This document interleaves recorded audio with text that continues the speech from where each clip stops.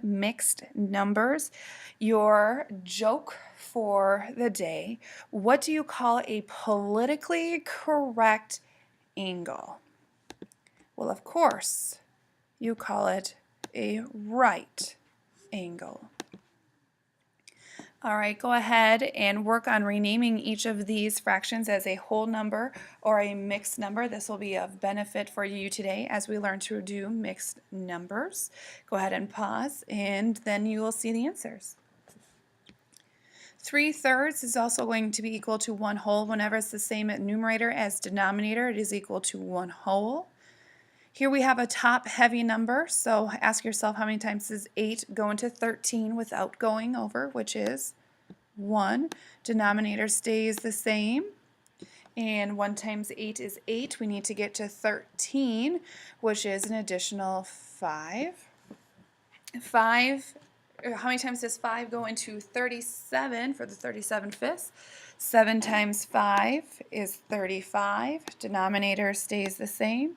7 times 5 is 35. We need to get to 37, so a numerator of 2.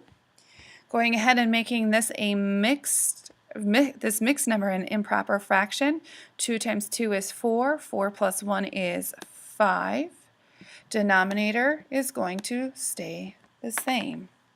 4 times 8 is 32, plus 1 is 33, and denominator of 8. 62 fifths, how many times does 5 go into 62? 12 times.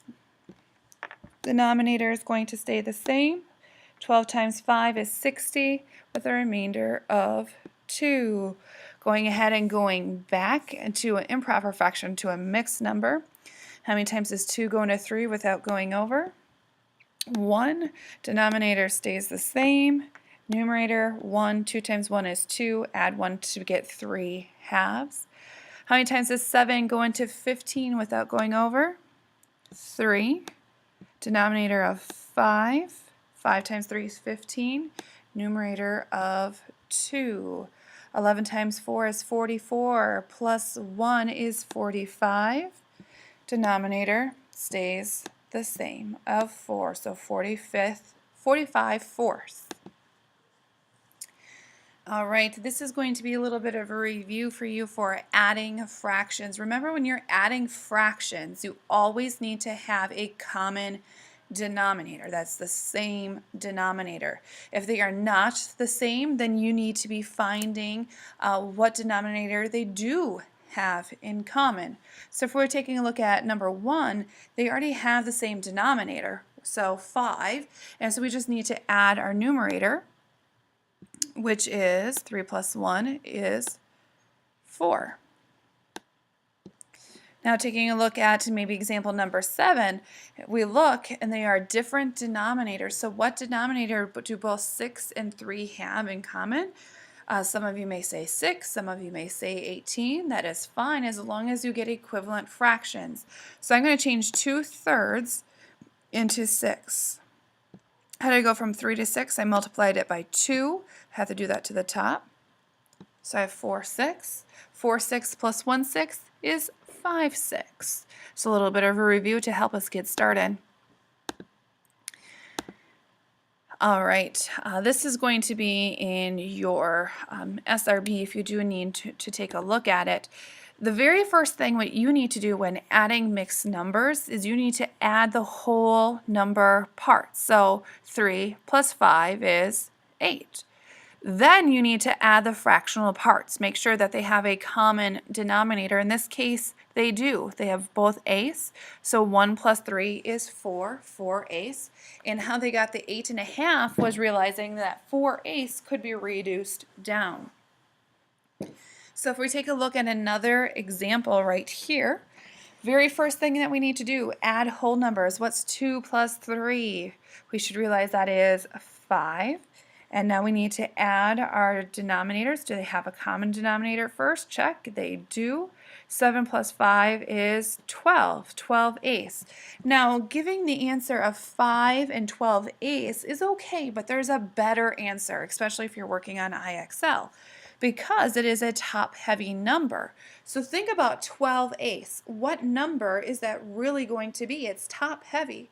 How many times does 8 go into 12 without going over?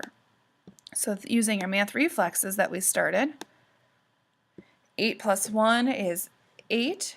8 times 1, is 8, and we need to have 4 on the top. So we're going to, instead of saying 12/8, we're going to cross it out, and we're going to say 5 plus 1 4/8, which is equal to 6 4/8, and 6 4/8 is also equal to 6 1/2. This is also an example of how you can do it with fractional pieces. If you would like to pause the video and try to do a couple on your own, and then we will discuss them. All right, remember the first thing that you needed to do is add your whole numbers. So 3 plus 4 is 7. Add our fractional pieces, 4 7s and 3 7s. That equals 7 7s. Remember, whenever the top number is the same as the bottom number, that is equal to a whole. So we already had 7 wholes, and we're adding one more to get 8.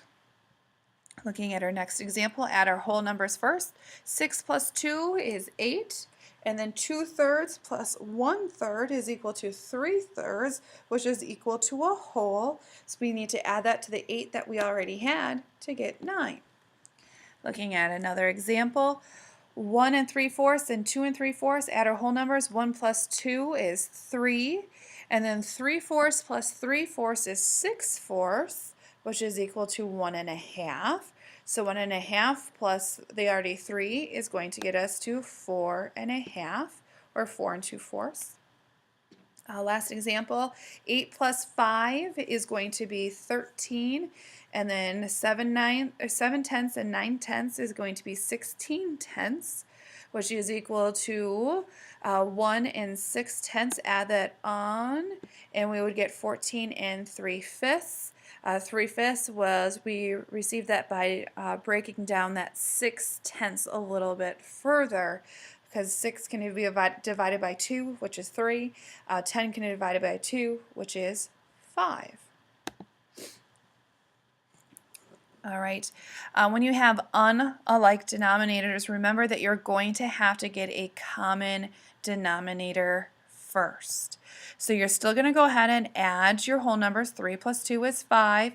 Then you have to get common denominator. In this case, 4 and 8, a common denominator is 8. So 7/8, we don't need to do anything to. 3/4, we're going to make it into eighths. How do we go from 4 to 8? We multiplied it by 2. 3 times 2 is 6. So we have 6/8 plus 7/8, which is equal to 13/5. We already had a whole number of 5. Now we have to get that 13/5, which is an improper fraction because it's top heavy, and we can realize that it's going to equal 1 5/8. So we have to add our 1 5/8 to the already 5 there to get 6 5/8. Go ahead and pause and work on these next couple problems. Our answer is 6 7/8, 7 3/6, or 7 1/2, 6 1/20, 10 13/30, and 10 1/24. Make sure that you got common denominators if you got it incorrect. Did you make it the correct equivalent fraction? Did you make it from improper fraction to a mixed number? Those are the biggest things. And always don't forget to add your whole number. I sometimes see students that do the fraction, but they forget that whole number.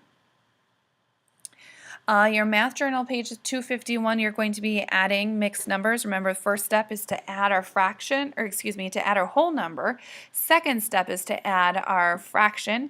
And remember, they need to have a common denominator. If they do not, you need to find an equivalent fraction. All right, if we're taking a look, this is just what would be a homework assignment, looking at number 7. First thing we need to do for number 7 is add 3 plus 2, which is 5.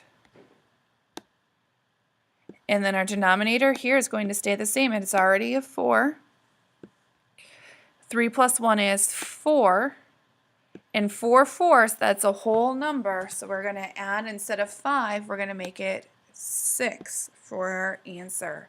Looking at one with different denominators, like number 13, we're looking at eighths and fourths. So we need to find a common denominator.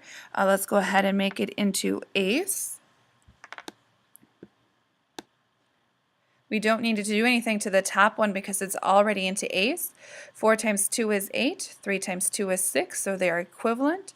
Remember, we're going to add our whole numbers first, 8. And then we're going to do our fractional pieces. 6 plus 5 is 11. Seeing that it is top heavy, so we know that we have 1 hidden in there. And we have, that's 1 3/8. We have to add that to the 8 we already have, so it'd be 9 3/8. That is all that the lesson is. Make sure that you're going through the steps of adding whole numbers, adding your fractional pieces. Make sure you have equivalent fractions. If you're unsure what equivalent fractions means or how to get it, take a look at that extra support video to help you. That is it. Good luck, and I look forward to working with you on adding fractions.